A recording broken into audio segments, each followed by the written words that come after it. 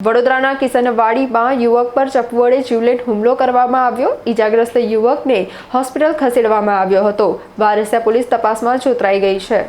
સંસ્કારી નગરી વડોદરાના કિશનવાડી વિસ્તારમાં એક સનસનાટીભરી ઘટના સામે આવી છે, જ્યાં અજાણ્યા હુમલાખોરોએ એક યુવક પર ચપ્પુ વડે જીવલેણ હુમલો કર્યો છે।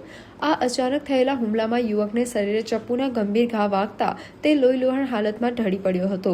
ઘટના બાદ સ્થાનિકોમાં અફરાતફરી મચી ગઈ હતી અને તાત્કાલિક ઈજાગ્રસ્ત યુવકને સારવાર માટે નજીકની સિવિલ હોસ્પિટલ ખાતે ખસેડવામાં આવ્યો છે, જ્યાં તેની હાલત ગંભીર હોવાનું જાણવા મળી રહ્યું છે। આ હુમલાની ઘટના બાદ મામલો વારસિયા પોલીસ સ્ટેશને પહોંચ્યો છે। ઘટનાની જાણ થતાં જ વારસિયા પોલીસનો કાફલો સ્થળ પર દોડી ગયો હતો। પોલીસે પ્રાથમિક તપાસ હાથ ધરીને ગુનો નોંધવાની તજવીજ કરી છે અને હુમલા પાછળનું સાચું કારણ જાણવા કવાયત શરૂ કરી છે।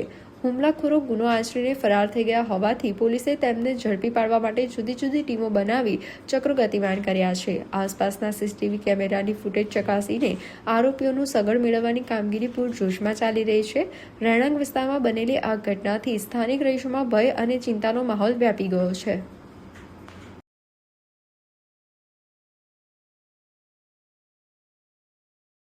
અમારું કિશનવાડી ઉરાના મકાનમાં 5 છોકરાઓ આવીને અમારા ભત્રીજાને મારી ગયા છે અને એ મારીને પછી અમને ધમકી આલે છે અમારા છોકરાઓને કે તમે બહારથી આવીને અમે તલવારોની ધાર મારીશું।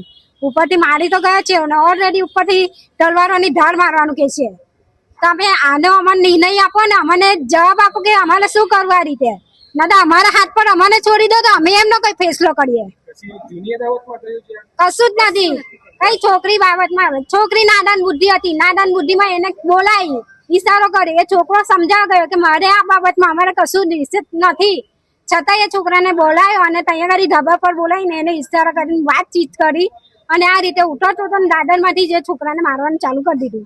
ગણેશ નામ હતું, ગણેશ સોલંકી નામ હતું।